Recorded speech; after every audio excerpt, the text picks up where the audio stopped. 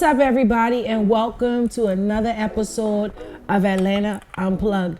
We have a special guest here today. I'm gonna go ahead and let her introduce herself, as I always do. Hey everybody, what's up? Thank you for having me. My name is Sixx, like the number, because I'm tall, and I'm an R&B singer-songwriter. Awesome. Well, glad to have her here at Atlanta Unplugged. And you said you're an R&B singer and songwriter. Yes, that's correct. Yep. All right, cool. So we're gonna go ahead and get into some questions about your career and, you know, what you're all about as a singer-songwriter or for R&B, right? Yes. All right, yes, cool. Definitely. All right. So first question: can you tell us how you got started with music? Well, I got started with music before I even remembered I got started with music. My grandfather used to always say I sang before I talked. So as long as I can remember, it's been something I love doing, and I can't stop doing it if I wanted to. So I figured, you might as well go hard at it. That's true. Might as well go hard. Might as well go hard. And your granddaddy, said it's gonna work. It might work. You never know. It's gonna work. It is working. Right? He was the one person that was always down for it. Like even when I was little, he was always with it. If nobody else would, he was always right there saying, "Go ahead and let's do it." That's good support. Yeah. All right, cool. So what were your early musical influences? Well, I'm from Oklahoma, so we got a little mixture of everything. So it wasn't like one side over the other. We heard everything. Maybe a little slow. It was probably late. It was probably already out and hot other places. But I like a good mixture of things. So a lot of things. A little R&B. My grandmother used to listen to Billie Holiday and Mahalia Jackson. My mom likes Earth, Wind, and Fire. And I mean, some of everything. The thing about Oklahoma, it's a mixture. So the stations there are not like Atlanta, where you have urban stations that just play black music. You might hear Britney Spears and then Jeezy, and then they'll turn around and play some 2 Chainz, and then they'll go back to Garth Brooks. So you kind of can't help but to get a mixture of everything because all the stations are mixed stations. We only had an FM, AM black station, and one of them would go off at nighttime, and the other one would go off when the sun came up. So we didn't have even an FM urban station when I lived there. No, it was all mixture. It was all like, I think the station here is K100, Hot 100. Hot 100, I think, that they play the mixture. All the stations here are like that. Oh, okay. So we get urban music, but it's usually late. It's usually like after the fact. Okay, I got you. So how has that influenced you as an artist? I think it's influenced me because my mixture is R&B, but it's a mixture of things. It's a little poppy. It's a little, it's not quite the traditional R&B. And my producer, he's very current. So it's a good mixture of what people expect from an R&B album, but also what's happening now. It's a good mixture of the two because we're a good team musically. So it's affected my music because I'm kind of open to not following the wave of what everyone else is doing. And I like to make stuff that I feel like people can identify with and they'll like, but it's not what everybody else is doing. So that kind of answers my next question, because my next question is, how do you describe your music and also your creative process of creating your music? Well, it's definitely love and fun. Like, I think that here lately, the music wave I've been getting, because as a DJ I get a lot of submissions, and a lot of it's the same ongoing themes. Can't trust nobody, can't love nobody, people ain't. And I feel like the feeling of what I'm trying to bring still exists, because people still get married. If you get on Instagram at 3 a.m. and you see the thugs, you know the love is still, because people are lonely. Maybe on Instagram posting I need a babe at 2, 3, or 4 in the morning. The biggest thugs you know are on Instagram at 4 in the morning, saying I wish I had some love. So I feel like it's still very valid to talk about. And my creative process, it kind of varies. Sometimes I make hooks. I'll go and do a whole bunch of hooks, and then I'll listen to them, and I'll go back and develop a chorus. Sometimes the song just comes. Sometimes I have an idea, and the whole thing just comes out, and I just have to be ready to take it down. Because the first time it comes is always the best, and the second time I'm like, what did I say? So if I'm going to create like that, I try to keep a recorder or something going so I can recreate what I did. But it just really depends on the beat, on what's going on with me. Sometimes I give myself time to dedicate toward creation no matter what. Sometimes though, hey, it just don't happen. Sometimes it just ain't there. And those days you just have to keep it moving and, don't beat yourself up and prepare yourself for the next day. Because when I get inspiration, like I can write. Like I might be up till 6, 7 in the morning. I'll just be cranking them out. So when I get it, I just seize it and make the most of it. That sounds good. That's actually a good thing, to seize the moment. Yeah. So you'd be like, what's a normal sit down like timing for you to write a song? It's so weird. It varies. I mean, sometimes, like when I worked on this album, there were days I would get in there and do like 8 records and have them mostly done. And then there were times when it really depends. There are times when I'm in the shower and I'm like, let me grab my recorder before I forget this idea. Like it's always come to me like that. So I can't really control it. Like sometimes it comes in the weirdest places. Like I'll be somewhere where you're supposed to be quiet or you're supposed to be focused on something else and there'll be a whole song in my head. So it's like I get inspired by the most random things sometimes. So I just try to make sure I jot it down and keep an idea of the idea, even just a note of an idea, right, and go back and revisit them from time to time so I don't miss out on anything. Cool. You play any instruments? I don't, but it's on my list. Okay. I've learned so many things in the last year. Like I've started making outfits. I learned how to edit. I started taking my own pictures. So the next thing on my list is I'm learning how to play, probably piano, and I'm going to learn how to sew. Those are the next 2 things on my list to conquer. So I feel like it's never too late to add new skills to your set of skills. So I'm always trying to add a new skill. Definitely a good skill to play the piano. I agree. So, yes. But also you do have another talent though that's actually music, and you're a DJ. Yes. So how has being a DJ influenced your current music? It's actually helped a lot because both of these projects, all 3 of my albums, I ran the songs by the club first. Like I was sliding them in the mix to try to see what the reaction was. And it kind of takes me out of my head as an artist, because sometimes as artists we have this vision and we want the song to be like this and we feel like this is our identity and we're so married to that. But I can combine what I want to do with what I know the crowd likes. Okay. So when I make music now, I definitely come from my point of view because I don't share the same point of view as a lot of the music that I hear, but I want to say it in terms that are something that everybody can identify with. So when I make music, I think about things, can I put this in the club? What kind of mood is this gonna set? Right. Because like I had an instance where a guy brought me a song and it was about finding a dead body on his front porch. And so, he wanted us to play it. He sent me, I played it. Everybody was depressed. Like after the song was over with, we're in the club. Everybody's just like, oh, Lord, it's awful. And I told him, I was like, listen, this is not a bad record. It wasn't. But for a club, you're killing us. Like, bring me something that we can party to. We can party to. So I think being a DJ has helped me better to keep my audience in mind when I'm creating music and not just be locked into my vision and not seeing anything else. Which as artists, we do that sometimes. We get so locked into our vision and what we want the music to sound like, we forget that it has to appeal to other people and not just, it ain't, some people make music for their personal pleasure in their house and it's not for anybody else, and that's fine too. But if you want to get out there in a commercial sense, you have to make sure you identify with other people and not just yourself. Yeah, you want to have that Prince, that Purple Rain, when he was the only one who was feeling himself and nobody else was feeling him. Like you got to make sure you can reach out, because the whole point, like my whole thing about being an artist is being able to reach people and have people hit me and say, I like that song. That song did something for me. That's the whole goal. Exactly. So I try to write things that I think will touch people or they can identify with or make them dance and have a good time. The whole thing is to leave no pressure. Yeah. And DJing has really helped with that, because hearing what's hot right now and hearing what people like. Right. It helps you when you create music to know, okay, I know this is what moves people. Like I broke a platinum record, so I kind of know what moves people and what people want to hear. So it helps out a lot, and it gets me out of my own head, definitely. So let's talk about your project.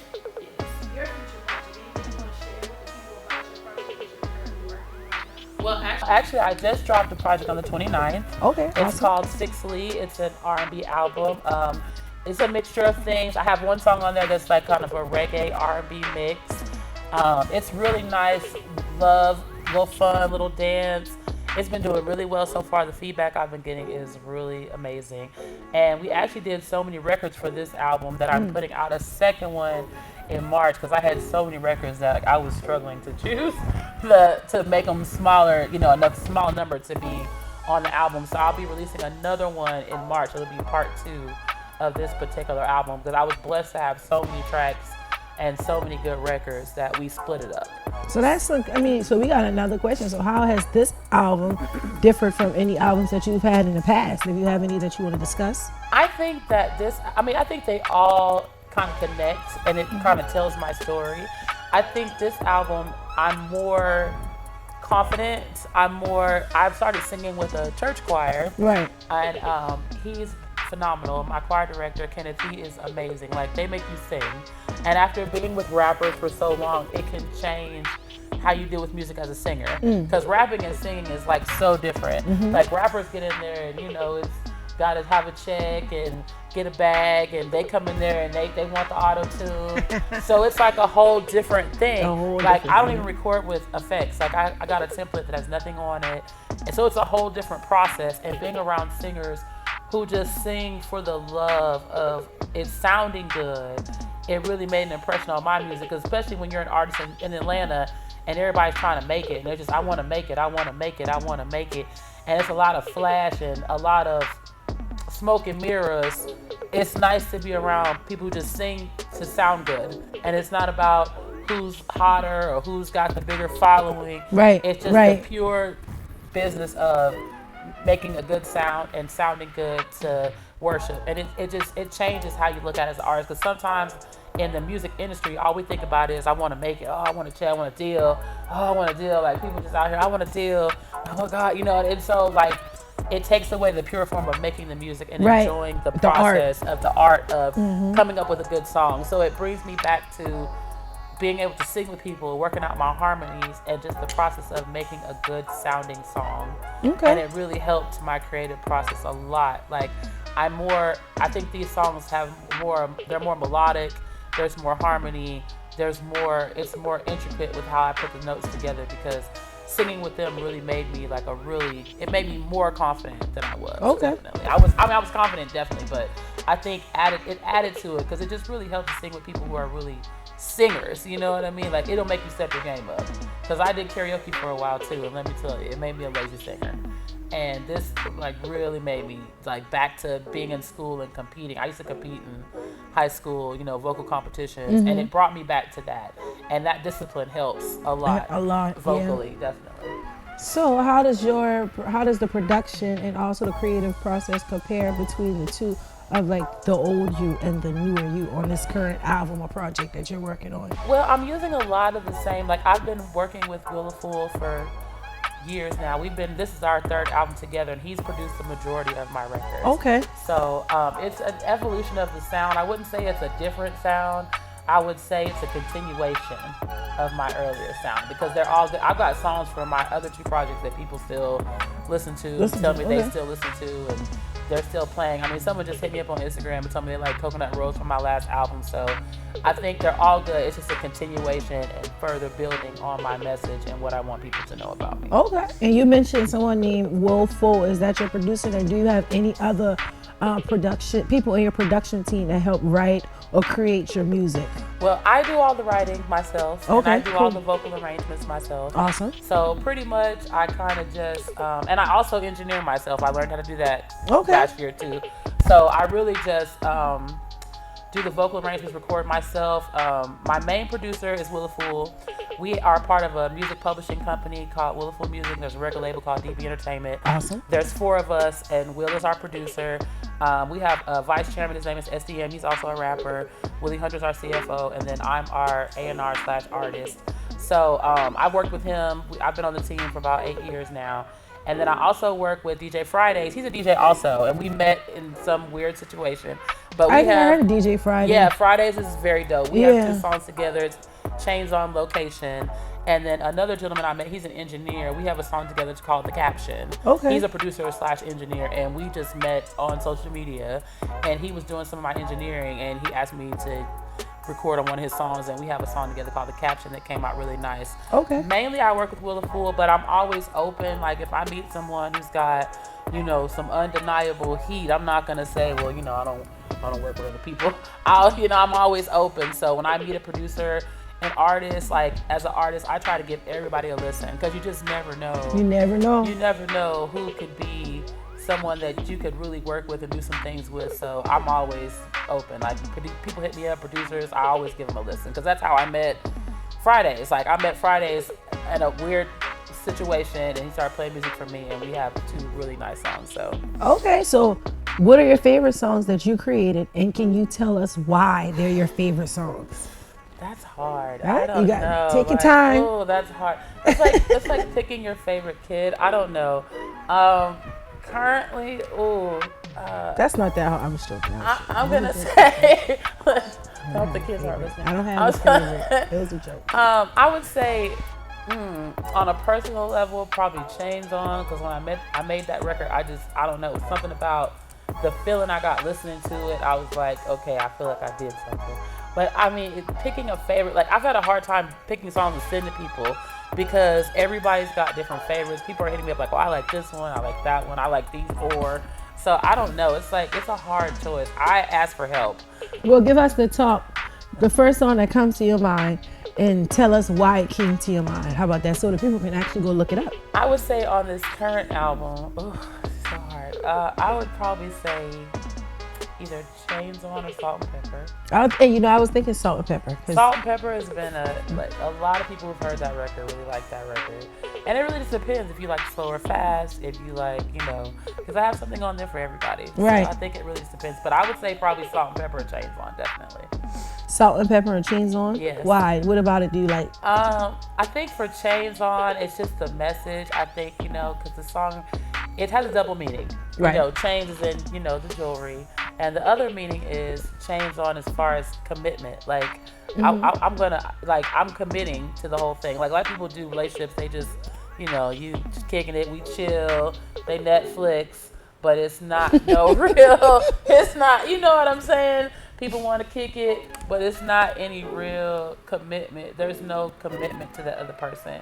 And the other meaning of chains on is I want to love you with a commitment. I want us to be for each other. I want it to be about us. So I really, that song is dear to me. And I think for Salt and Pepper, it's like, it's so funny. I was in service and Father was talking about salt being important and how it adds flavor to things, and when you have the right person around you and you're enjoying being with someone, it's like the seasoning. That salt is everything, because without it you don't have no taste. Stuff is bland, so it just keeps everything in life from being bland. The right person can add the salt. So we're going to take a short break and we're going to get into more questions if you don't mind. Yeah, I don't mind. All right guys, well, we'll be right back. Okay, Hey, Atlanta Unplugged. Atlanta Unplugged. What's up? It's your girl Venus, and you already know you watching the movement, the new movement, Atlanta Unplugged. Get with it, or get ran the fuck over.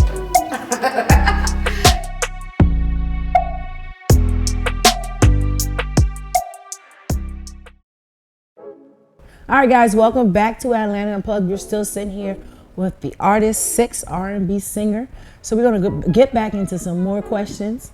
So what are your biggest challenges as an artist? Well, my biggest challenge, and I think I've gotten better with this, is just enjoying the process. Just enjoying making the music and making the songs good. People get tied up in the whole, I want a deal and I'm not getting enough likes and views. And, I think we underestimate the fun of just enjoying the ride and the process and the journey versus being so focused on what the next person's got going on or how big their following looks. And I've really gotten better about just enjoying making music, enjoying the process. Right. So, we all start for some reason, and then the pressures of the industry, the world, your family, you can forget like what made you start doing this. So I've learned how to keep that in mind and not get so focused on the other stuff that you can't control. Right, exactly. Because you really can't control who follows you. That's true. Yeah, can't. Unless you buy them.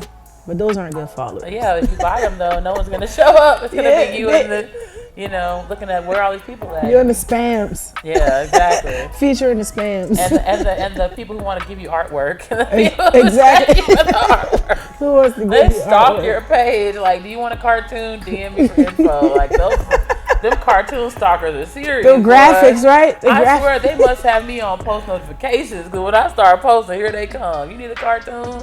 I'm like, dang, somebody just make me one already. I think it depends on your hashtags. Yeah, I don't know, but I get them all the time. Me Boy, I'm too. telling you, the cartoon folks, they know. They like, oh, she's posting. Need a cartoon? Let's DM me. I get them all the time. Yeah. Especially if you were trying to do something in the music industry or entertainment, right there on your page. Boy, what? Yeah. We're going to go back into your music, right? So you got more questions because your lyrics are very deep and they're also love focused and focused on like a lot of affection. Yeah. What motivates you to write that type of music? You know, that's funny you asked me that. Your inspiration. I joke all the time that these songs are coming out the sky because I'm so single. But we all are. I shared my music with someone in service and she comes back to me and she says, well, I'm single. I can't listen to this. I said, well, honey, I was single the whole time. I wrote this whole album. And I joke all the time that these songs are probably coming out the sky. I don't know. But I feel like no matter how relationships go and if they're good or bad or however they end or whatever happens, there's always that sweet spot. And it says it in the beginning. If you hear my album stream on live, I say that in the beginning. It's always that one good time when everything is good and y'all like each other and your friends are like, we don't ever see you. You always with such and such. It's always that time that it's good. And no matter how it ends, there's always a time when you're just like, you love each other, stake and draw, you know, and that's like my favorite part of relationships and love. And I think that's what motivates me. And I've had good love before. So, you know, if you've had it, it's kind of easy not to be like, oh, everybody ain't, you know, all these dudes ain't, you know what I mean? So like, I agree. You can't, there's so many people in the world and on the planet. You know, I really hate to see people let one bad relationship make them bitter for the rest of their lives. So, you know, I want to bring us back to that place where we're enjoying it, where we're enjoying love again. Yeah, enjoying love, enjoying the relationship, and everything's not so, I don't want nobody to hurt me again. You know, like, I just started dating, like, kind of trying to date, and it's like a lot of people I meet, they're already on edge when you meet and like, you better not hurt me. You better not be like that last person. It's like, oh, like chill out. Chill. Just chill because the universe will bring you what you want. But how do you get love if you're putting out negative? If you're putting out like these women ain't. How you gonna find, like, I see people's pages like, oh, y'all women want $40. Well, you wonder why you can't find love, honey, because you already coming into it with a negative attitude. $40 used to pay like a water bill. They don't pay that no more. No, $40, honey. I can't. $40 don't really pay. I heard people doing stuff for $40, but I don't know. I don't can't believe make a lot it. happen I don't know. $40. Everybody talk about that 40. That take kids to Chuck E. Cheese. That's one Chuck E. Cheese trip. Honey, you would spend more trying to look good to make the 40 than you would to get the 40. So I mean, yeah, you actually do spend more on it yourself. Like, that seemed like that would be a waste of effort. You might as well go get you a regular job for all of that. But that's just me. I ain't gonna knock nobody else's hustle. But I feel like, I think they exaggerate on that one. Yeah, I think that's so exaggerated. Too. Yeah, because you see that a lot. But I think we're missing we still want to hear that. I go on YouTube and I see people listening to songs from the 90s like Faith Evans and stuff like that. And they're posting, you got 12 and 13-year-old kids, 9 and 10-year-old kids on those songs saying, why is music not like this anymore? Oh, wow. Why don't we go to YouTube and look at some of the comments on, I like, try not to read 90s. those no more. Oh, no. I love reading the ones from 90s R&B. Because really? even younger kids are on there saying, why don't we have this anymore? Why is our music not like this anymore? Why are we not feeling good in the music? I've peeped it. Like, people who are mad young, little kids will be on there going, why is our music not like this now? And I think that we're missing that. People think that the industry only wants a certain thing from us. I think we're not making it because we've convinced ourselves that that's all that is going to be taken seriously. And I think it's space for all of that. You know, yeah, because it's taken seriously. If you think about it, it's taken seriously on a pop side. Yeah. On the pop side, you listen to like a mix station, because I normally listen to mix stations. And that's when you listen to like more what somebody would call pop, it kind of imitates back in the day R&B. Yeah. So it's just not, I guess it's not in hip hop, but. Well, I think R&B is definitely making the return. I never left. A little I don't bit. believe it ever left, personally. It's less sexualized as it was at one time. There was one Yes. time where everything was very Yeah. sexualized, and now it's more catering to emotions and feelings and love and affection. But I think it's coming back around because we're leaving the era. I don't think we're all the way leaving it, but for a while there, it was kind of disheartening as a female artist because everybody's so naked. Everybody's so, you know, it's Exactly. like you can't just be good, you gotta be fine. I was looking at Dreezy had an interview on BT and she was talking about that. Like as a female, they're not gonna say, well, can she sing? Well, is she fine? How's the body look? What's she looking like? You know, and I think the music is coming back around to the music. To the music, And I it's agree. coming back around to where, because there's a lot of pretty people who aren't delivering on the other end. And I've seen a lot of comments, especially streaming services, where Right. people are complaining about the state of what we're getting musically. So it's coming back around to being music based and not as image based. I think Yeah. it's always going to be both because we're in a social media society, and it's always been both. Like It's always been both. it's always been both. 'Cause But I even think if it Instagram didn't have popped it off. They didn't have social media then, but maybe they had magazines, Word Up. They had and- magazines, they had video. Videos you know, you and still stuff have ways like that. to see people, but I think Instagram and Facebook and you know the social media really blew it up because Mm-hmm. you have women that their whole talent is how good they look. You know what I mean? Yeah, And exactly. then you got people who sing and rap who are trying to compete with that, and they may not be as good at body maintenance as the next person, but they might be really talented. You know what I mean? So it's like I think it's evening back out to music. I think social media has shown us that people messed up the algorithm. They bought followers, they bought views, you know what I mean? And so You're the right, algorithm exactly. is not how it should be. So a lot of people took this opportunity we were given to build your own brand, and they messed it up. So you know they've been talking about taking the likes from Instagram. They've been talking about it. Oh, I didn't know. Oh yeah, they've been talking about it for a while. They're really talking about taking the likes away because it's affecting people's self-esteem. It's affecting people's personal how they feel. And I know it sounds crazy, but you're talking about people who are raised by this. You're talking about people who are raised by television. These little kids have phones. They're real little. My niece is 10. She can work Instagram. She knows what a Snapchat is. Yeah. She can use TikTok better than all of us. So I mean, we're coming into a generation where these little kids get phones, you know, earlier and earlier and earlier. So that becomes the parent. They give it to them to be quiet. So yeah, it's becoming worse. Our kids are gonna not think if they don't get 100 likes on a picture, you know what I mean? There's kids in school like, you ain't nothing, you only got 2 likes. That's a determination. That's how it is in the value. industry, in the sense Yeah. of when you attend different networking events here and Yeah. around, you know, when it comes to entertainment or music, people be like, oh, let me see your Instagram. If you don't have like a certain amount of followers, Yeah, they don't really want to work with you like that, because it's like, what's the purpose of me working with you? It's not going to bring me nothing. Yeah, but I mean, the thing But it's still, about it is it's not fair. we're in a generation now where you can build your own following, and I think there were Right. certain people who have built it, so now there's an expectation that you can do it on your own. Because I mean, you think about it, we are walking around with marketing in our pockets, whereas it used to be you had to go to a major label. You had to get a major label to You help had you. to. You had to. Because there was no way that you were going to make that much of an impact by yourself. Now we have it.